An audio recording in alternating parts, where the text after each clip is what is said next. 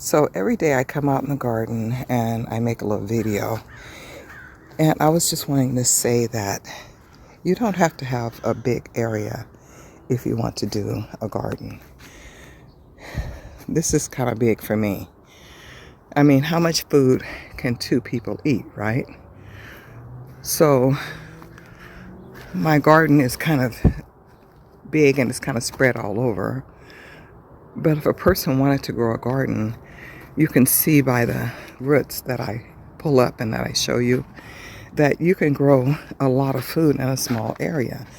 And there's actually a website that I like to follow that I get a lot of ideas from. And I'm going to put the link at the end of the video that you can screenshot.